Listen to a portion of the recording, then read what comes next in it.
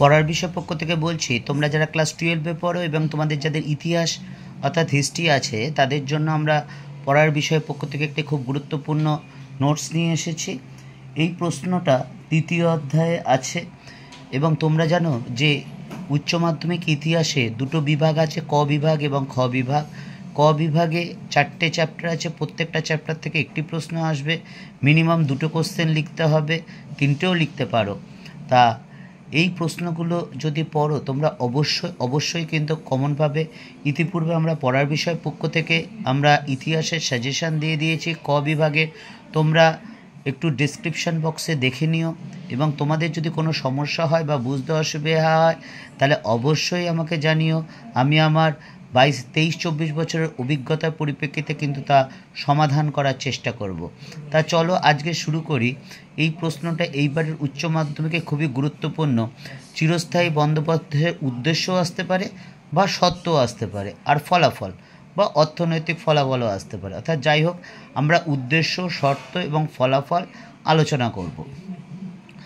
আমরা জানি Lord Hastings 1772 সালে বক্সার যুদ্ধে জয়লাভের পর এদেশে ভূমি রাজস্ব আদায়ের জন্য 1772 সালে পাঁচশালা বন্দোবস্ত প্রবর্তন করেছিল। পাঁচশালা মানে কোনো একজন ব্যক্তিকে 5 বছরের জন্য জমি লিজ দেওয়া, যেমন বাড়ি ভাড়া বা পুকুরের লিজ দেওয়া। অর্থাৎ বাড়ি ভাড়া কি, কারোর সাথে বাড়ির মালিক বাড়ি যিনি ভাড়া থাকবেন তাকে 1 বছর বা 2 বছর বা 3 বছরে কন্ট্রাক্টে থাকার সত্ত্বে থাকেন আর কি, এবং 3 বছর বা যে কন্ট্রাক্ট অনুসারে হয় সেই শর্ত অনুসারে চলে যেতে হয়।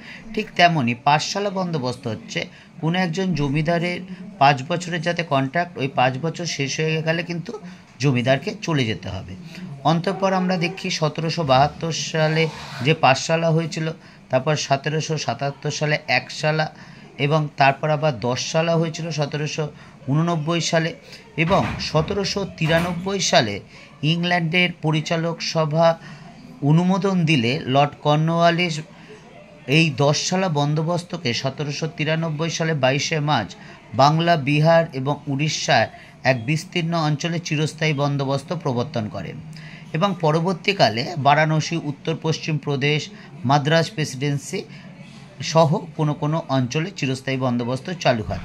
তবে একটা কথা এখানে আমি একটু সংক্ষেপে বলে রাখি, এই যে কর্নওয়ালিস চিরস্থায়ী বন্দোবস্ত চালু করেছিলেন বাংলা তথা মাদ্রাজ তথা উত্তর পশ্চিম ভারত তথা বারাণসী তথা বিহার, উড়িষ্যার এক বিস্তীর্ণ অঞ্চলে, লর্ড কর্নওয়ালিস কিন্তু নিজে একজন জমিদার ছিলেন এবং গ্রান্ট এবং শোয়ের তীব্র বিতর্কের পর তিনি কিন্তু এই চিরস্থায়ী বন্দোবস্তকে গ্রহণ করেছিলেন।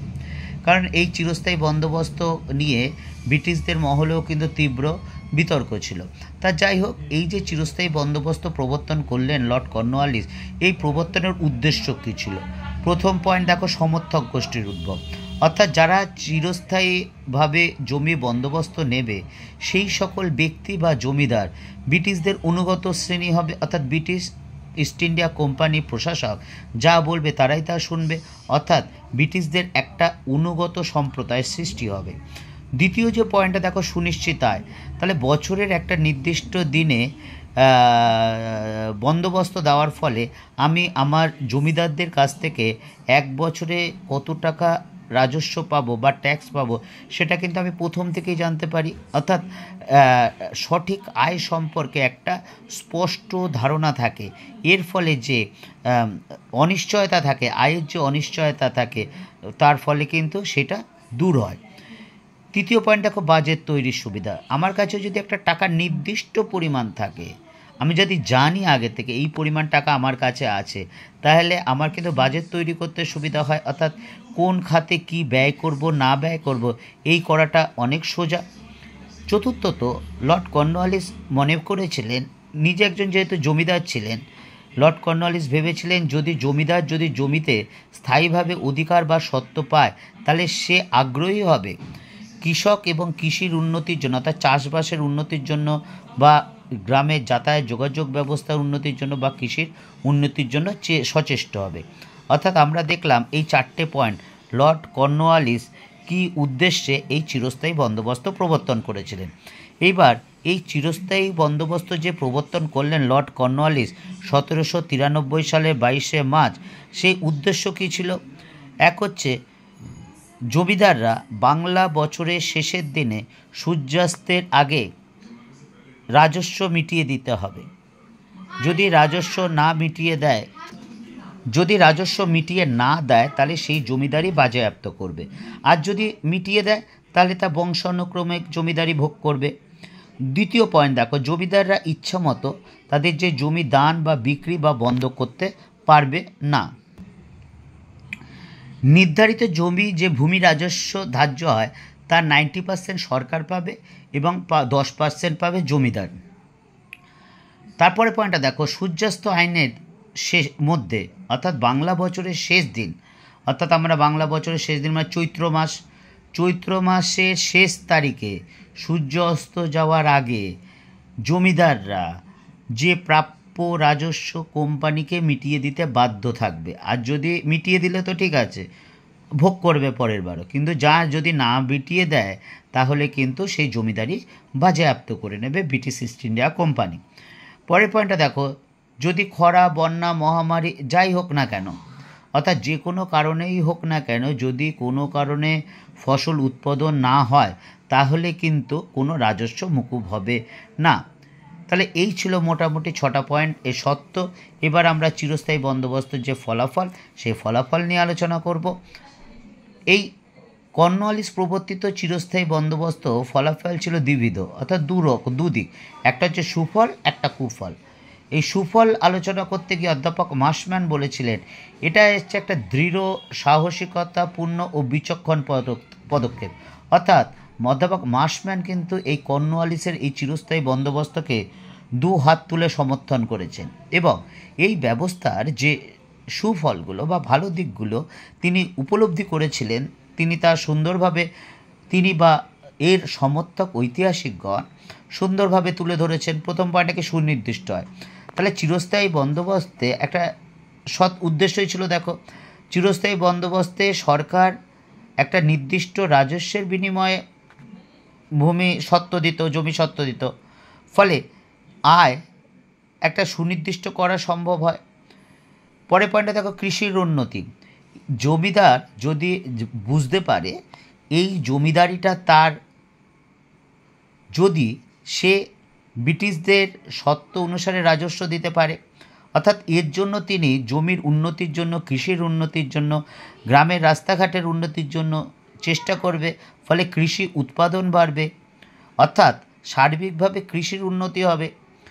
তৃতীয় পয়েন্টটা দেখো, অনুগত জমিদার শ্রেণীর উদ্ভব। এটা আমরা উদ্দেশ্যের ক্ষেত্রে প্রথমেই বলেছিলাম যে যারা চিরস্থায়ী বন্দোবস্তের মাধ্যমে জমিদারি পাবে তারা সরকারের একটি অনুগত সম্প্রদায়ের সৃষ্টি হবে, ফলে ব্রিটিশদের এদেশে শাসন কার্য বা প্রশাসন কার্যে চালাতে সুবিধা হবে।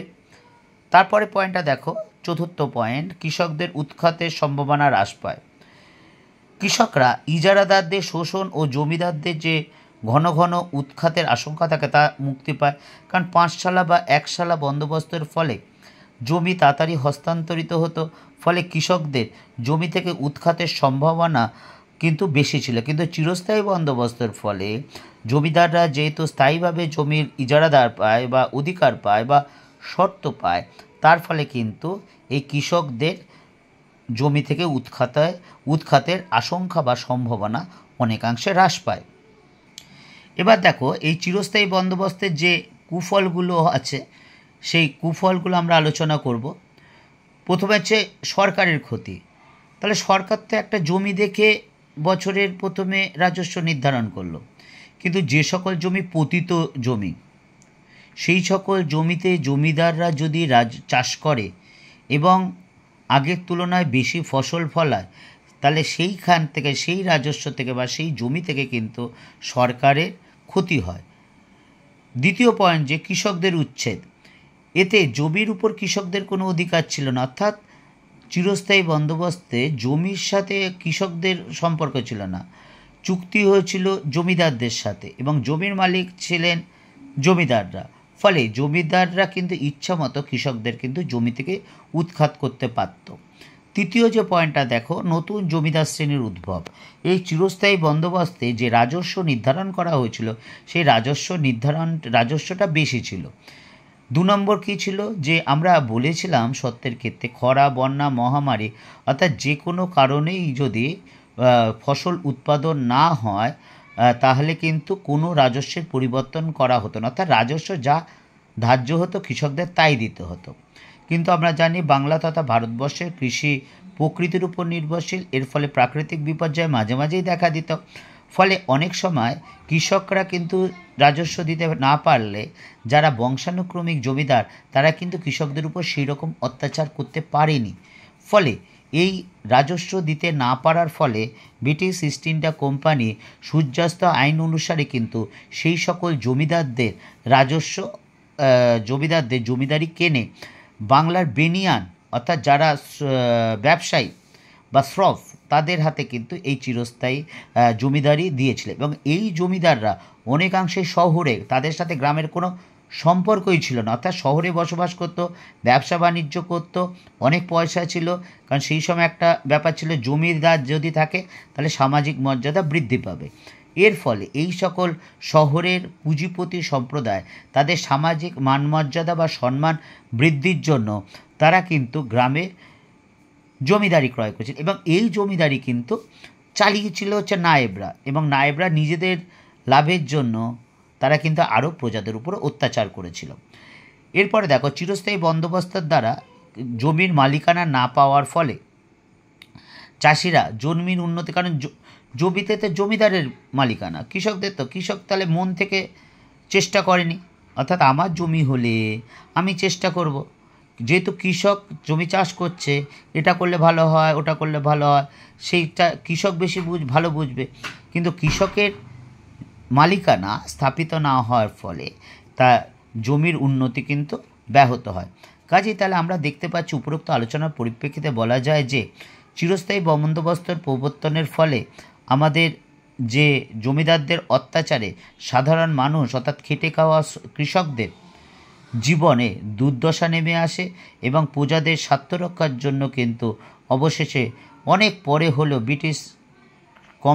ব্রিটিশ সরকার 1859 সালে এবং 1885 সালে প্রজাস্বত্ব আইন চালু করেছিল। অর্থাৎ এটা প্রমাণিত হয়েছে বা বলা যায় যে চিরস্থায়ী বন্দোবস্তের ফলে বাংলা তথা চাষি সম্প্রদায়, অর্থাৎ যে অঞ্চলে চিরস্থায়ী বন্দোবস্ত প্রবর্তিত ছিল সেই অঞ্চলে কিন্তু চাষিরা বা কৃষকরা বা রায়তরা যাই বলি না কেন তারা কিন্তু প্রচণ্ড দুর্দশার সম্মুখীন হয়েছিল। আর লাভবান হয়েছিল কারা?